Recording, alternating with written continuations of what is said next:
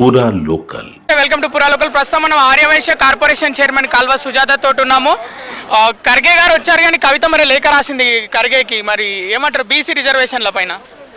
First of all BC reservation అంటే ఏందో వాళ్ళ నాయనని అడగమనండి. ఇప్పుడు ఆ చర్చ ఇక్కడ మా సంస్థాగతంగా పార్టీ నాయకత్వానికి ఆదేశాలు ఇవ్వడం జరిగింది, కానీ దానికి సమాధానం చెప్పడానికి ఖర్గే గారు ఇక్కడికి రాలేదు. మాకు గ్రామ స్థాయి నుండి జాతీయ స్థాయి నాయకులకు సమావేశాలు ఉన్నాయి, దాని మీద దిశానిర్దేశాలు అక్కడ అందరితో మాట్లాడతారు. ఇక్కడ మాకు కొత్త కమిటీ ఏర్పడింది వాళ్ళతో, అండ్ జై బాపు జై భీమ్ సంవిధాన కార్యక్రమం జరిగింది. ఇన్ని రోజులు సక్సెస్ఫుల్గా మేము చేసాము. దాని మీద ప్రశంసతో పాటు తెలంగాణలో ప్రభుత్వం ఉంది, అంతేకాకుండా ఇచ్చిన హామీల్ని నిలబెట్టుకుంటుంది కాంగ్రెస్ ప్రభుత్వము.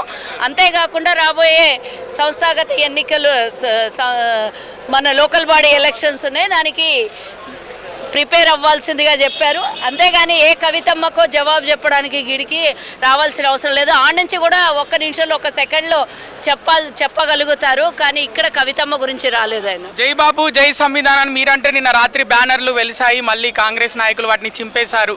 బాపు పేరు చెప్పి మోసం చేస్తున్నారు ప్రజల్ని అని. ఎవరు చింపిర్రు అంటే వాళ్ళు వేరే మీ ప్రతిపక్షాలు బ్యానర్లు పెట్టిర్రు ఏమని? జై బాపు అని చెప్పి ఎస్సీ ఎస్టీలను మోసం చేస్తుంది కాంగ్రెస్ ప్రభుత్వం అని. అవునా? ఏ రకంగా మోసం చేశాము ఒక క్లారిటీ ఇస్తే దానికి ఆన్సర్ మేము చెప్పగలుగుతాం.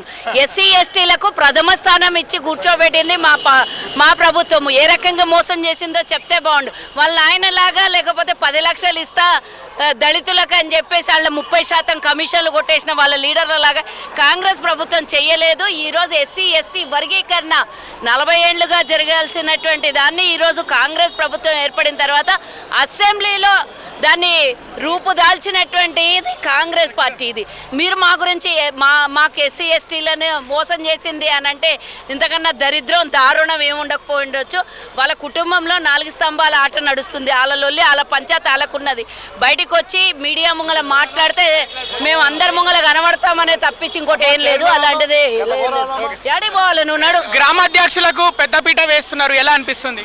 ఎస్, ఈరోజు అసలు దేశంలో కానీ గతంలో ఎప్పుడు కూడా జరిగింది గ్రామ స్థాయి నాయకునితో జాతీయ స్థాయి నాయకుడు, ఈరోజు కాంగ్రెస్ పార్టీ నాయకుడు కలిసి వాళ్ళతో చర్చించబోతున్నారు. 15,000 మంది గ్రామ స్థాయి నుంచి జాతీయ స్థాయి వరకు ఈరోజు ఒక నాయకుడు వచ్చి వాళ్ళతో చర్చా సభ జరపబోతున్నారు అని అంటే నిజంగానే చరిత్రలో నిలబడేటటువంటిది. ఇది వాళ్ళకు కూడా అంత ప్రియారిటీ ఇచ్చి ఈరోజు వాళ్ళకు కూడా కాదు, వాళ్ళు ఉంటేనే పార్టీ వస్తేనే ప్రభుత్వము కాబట్టి అంత మంచి స్థానాన్ని కల్పించి వాళ్ళను కూడా గౌరవించి వాళ్ళ మనోభావాల్ని అర్థం చేసుకోవడానికి పార్టీ ముందుకు వచ్చినందుకు చాలా సంతోషంగా ఉంది.